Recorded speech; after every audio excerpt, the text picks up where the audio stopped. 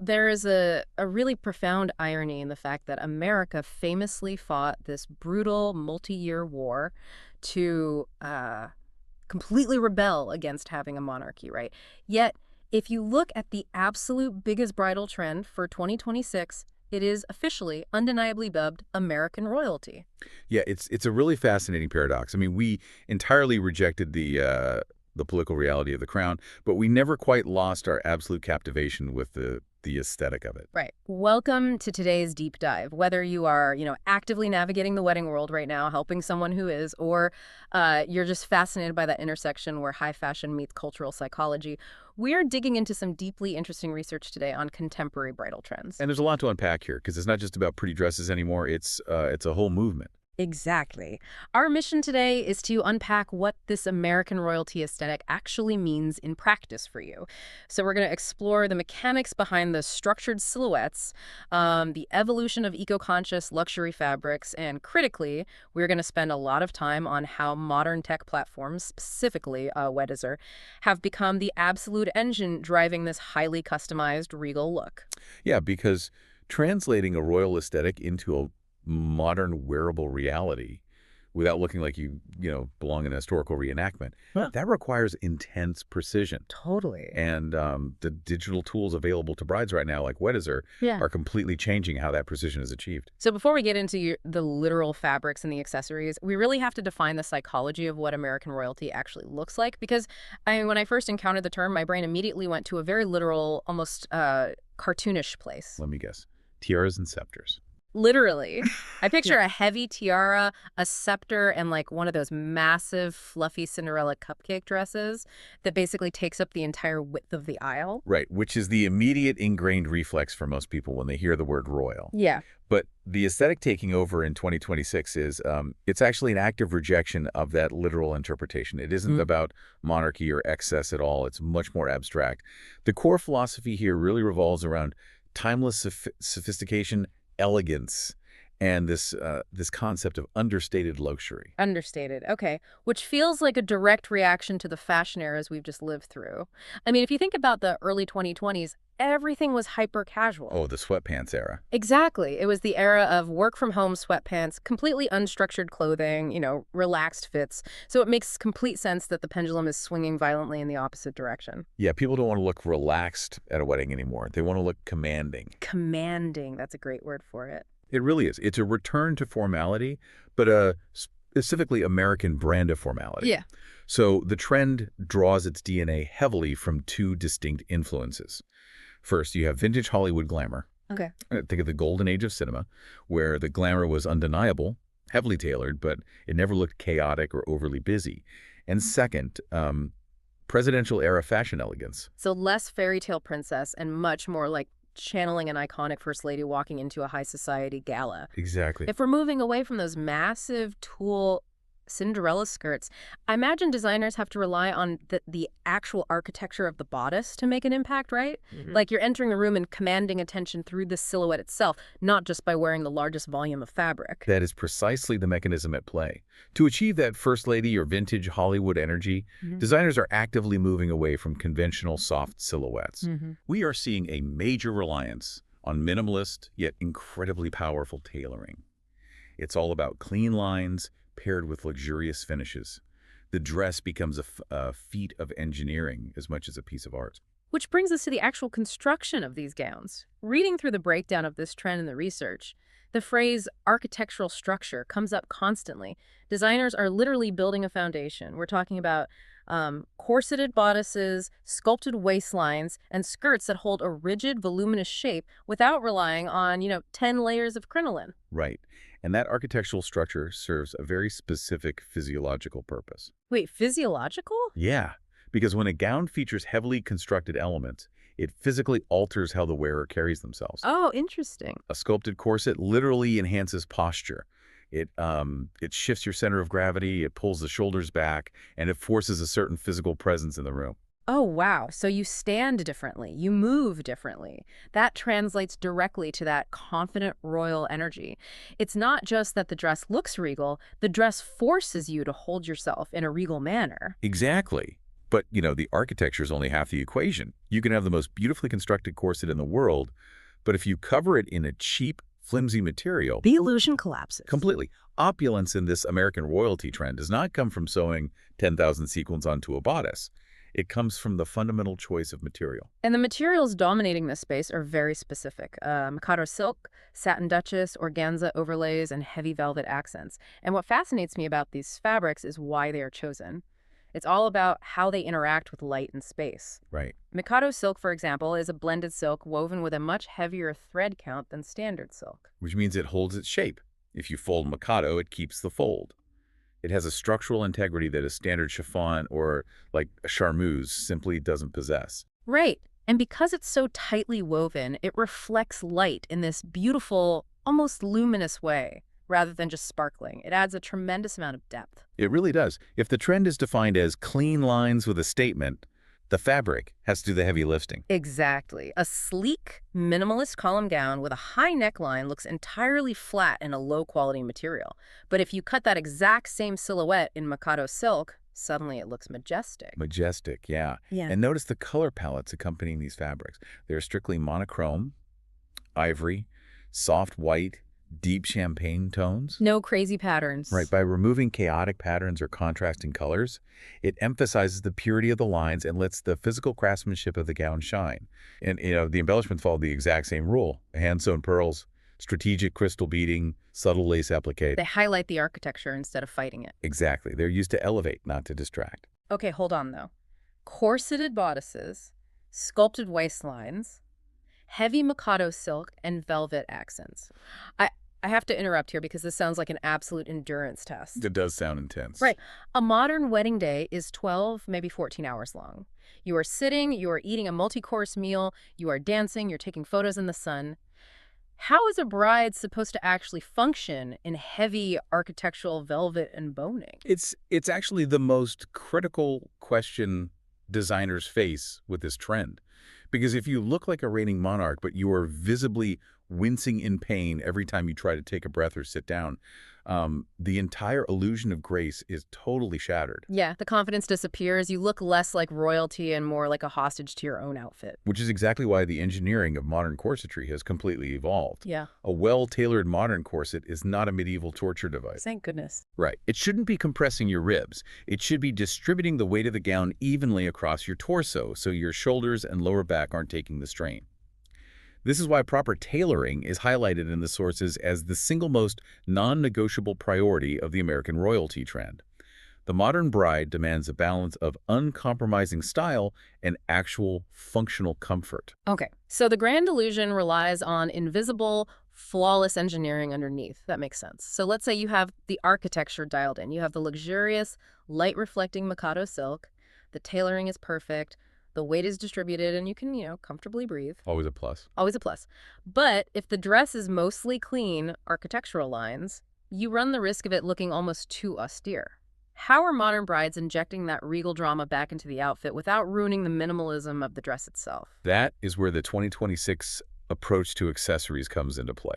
The key word to remember here is restraint. Restraint. Okay. You add grandeur through one or two highly specific, high-impact pieces, rather than piling on jewelry, like a cathedral-length veil that trails 10 feet behind you, for instance. Or, even more notably in this trend, a flowing bridal cape. A bridal cape. I have to say, a cape is such a massive power move. It really is. It instantly elevates a sleek silhouette into something, I don't know, cinematic. It creates an incredibly dramatic entrance, and it broadens the shoulders, which again plays into that psychology of commanding the room. Right. Delicate tiaras are also seeing a huge resurgence.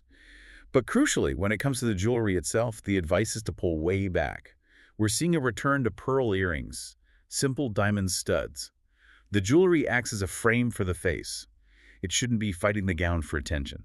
What I find really compelling in the source material is the return of very specific vintage elements, like satin heels and opera gloves are making a massive comeback. Oh, opera gloves completely change the geometry of an outfit. Yeah. They really do. They reinforce that classic high society royal theme, but they're being paired with very modern architectural dresses to create this amazing contrast. And looking specifically at the gowns themselves for 2026, we are seeing a massive shift toward high necklines and long sleeves. Which traditionally offer modesty inspired directly by, classic royal and religious ceremonies. Yes, but they are being subverted with modern flair. So you might have a severe, modest high neckline, but it's paired with a plunging open back or asymmetrical cascading drapery or an oversized statement bow. I love that. Yeah, it's taking the historical royal vocabulary and speaking it with a very modern accent. And speaking of modern accents, we cannot talk about 2026 trends without talking about the evolution of the materials themselves. The sources show there is a huge push in this space for sustainable luxury. Absolutely. Eco-conscious fabrics aren't just a niche alternative anymore. They're becoming the baseline standard of high-end fashion. Because the definition of luxury has fundamentally shifted. Luxury used to just mean exclusivity and expense. Today, ethical fashion is a form of luxury in itself. High-end designers are utilizing incredibly innovative textiles like silks created in labs with zero carbon footprints, or brilliantly upcycled vintage textiles that are respun into new fabrics. It's fascinating because it means the modern bride doesn't have to compromise. Not at all. You can have the heavy, opulent, structured feel of a traditional royal gown, but the materials are sourced in a way that actually aligns with modern environmental ethics. It adds a whole new layer of sophistication to the concept of being well-dressed. It shows that true elegance isn't just about what you wear, it's about the values woven into the creation of the garment. But this brings up a massive logistical and, honestly, psychological hurdle. Opera gloves, bridal capes, architectural corsets, delicate tiaras. How do you put all of that on and not feel like you were just playing dress-up in a historical costume drama? That is the big question. Right. If the goal is timeless elegance, how do brides keep this feeling authentic to who they actually are? Well, that fear of looking like you're wearing a costume is exactly why modern bridal fashion hinges entirely on deep structural customization. You don't just buy a predetermined royal outfit off the rack anymore. Right.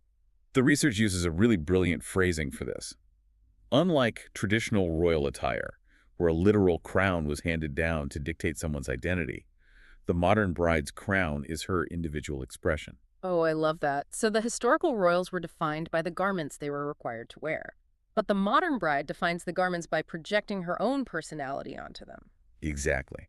And that philosophy requires highly customized modular details. We are talking about dresses with detachable sleeves, convertible trains, personalized embroidery woven into the veil, and mix-and-match textures. So you have options throughout the day. Right.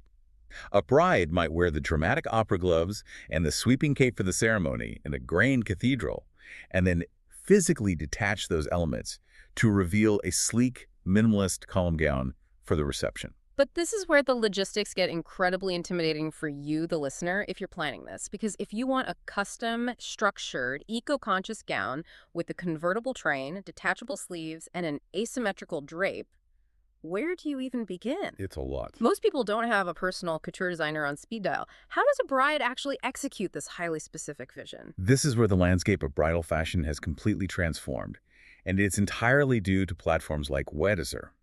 The data highlights Weddizer as the absolute central engine driving and showcasing these evolving trends. It's the tool that makes this complex customization actually possible for the modern consumer. I really want to dig into exactly how Weddizer functions here, because it seems like it's solving a massive friction point in the industry. It's essentially acting as a digital bespoke tailor, right? Or like an elite matchmaking service for bridal couture. That's a great way to look at it, because the world of bespoke fashion is notoriously opaque and overwhelming. Weddizer takes this massive, intimidating concept of American royalty and the endless options for customization, and it provides a structured interface to navigate it all. It connects brides directly with the specific designers and ateliers who specialize in exactly what they're looking for. But how does a digital interface translate abstract ideas into a physical tailored garment? Say I want the Mikado silk, but I'm worried it's going to overwhelm my specific body type. How does a tech platform solve a physical tailoring problem? It solves it through hyper-specific curation and algorithmic matching. Weddizer doesn't just show you random pictures of dresses. It analyzes your parameters. It takes into account your specific body type, your aesthetic preferences, and crucially, the architecture of your actual wedding venue. Wait, it matches the dress to the venue. That is brilliant. It's essential for the American royalty trend. If you are getting married in a massive, ornate ballroom or grand cathedral, Weddizer will curate the dramatic, voluminous, heavy structured iterations of the trend, connecting you with designers who build those specific foundations. The dress needs to be big enough to not get swallowed by the room. But if you take that exact same heavy Mikado silk ball gown and put it in a minimalist outdoor botanical Oh, garden, that's going to look ridiculous. it will. It'll look exactly like a costume. Precisely. So if your venue is an outdoor garden or modern art museum, Weddizer filters the royal aesthetic accordingly. It directs you toward designers who create the lighter, flowy iterations of that same elegance. Oh, that makes so much sense. Right. It might suggest a sleek crepe gown with a delicate sheer cape instead of heavy velvet. Huh. It ensures the architecture of the dress is in harmony with the architecture of the event. It essentially democratizes the bespoke couture process. It takes the historically inaccessible world of high society dressmaking, where you have to, fly to Paris or New York to meet with a designer, and it brings it directly to the bride's laptop. It filters this overwhelming universe of options down into a dress that is perfectly uniquely calibrated to you. And that is why this trend and platforms like Weddizer are here to stay. Huh. They bridge the gap between historical inspiration and modern technological sensibilities. Yeah. They empower the bride to synthesize tradition with her own identity. It completely proves that royal aesthetics don't have to be rigid, stuffy, or uncomfortable. They can be dynamic. You can capture that vintage Hollywood glamour. You can wear the heavily structured bodice that makes you stand 2 inches taller, but you can achieve it through Weddizer in a way that fundamentally respects your body, your venue, and your personal style. By making the historically inaccessible completely accessible and totally customizable, platforms like Weddizer have redefined what luxury means in the 21st century. The ultimate luxury isn't just an expensive dress. It's a dress that has been meticulously engineered for you, and only you. All right, we have covered a tremendous amount of ground today, from the psychology of fashion to the engineering of modern garments. Let's pull all of these threads together and summarize what we've discovered for you. American royalty in 2026 is emphatically not about trying to look like a literal monarch. Definitely not. Right. It is a highly curated, sophisticated aesthetic built on the foundation of structured silhouettes, sculpted waistlines, and luxurious, increasingly eco-conscious fabrics that use their weight and weave to reflect light and command a room. It relies on the delicate balance of vintage Hollywood glamour and modern minimalism. It's about clean lines, strategic, subtle embellishments, and utilizing dramatic modular accessories like capes and opera gloves that you can, swap in and out to change the geometry of your look throughout the day. And most importantly, pulling off this trend requires an incredible amount of personalization, which is why brides are utilizing incredibly intuitive platforms like Weddizer. It's the essential tool to tailor that regal elegance into a totally personalized, bespoke reality. You aren't squeezing yourself into a predefined historical mold. You are using the digital tools of today to engineer a look that lets you command the room entirely on your own terms. It really is the ultimate expression of tradition, elevated and refined by modern innovation. Which brings me to a final thought for you to chew on as we wrap up. We started this deep dive talking about the irony of America, a country famously born from a rebellion against the crown, obsessing over the concept of American royalty. And we've explored how today's bridal trend draws so heavily on vintage Hollywood and past presidential eras to define what timeless elegance means right now. So here is the question I want you to mull over. If brides today are looking back to those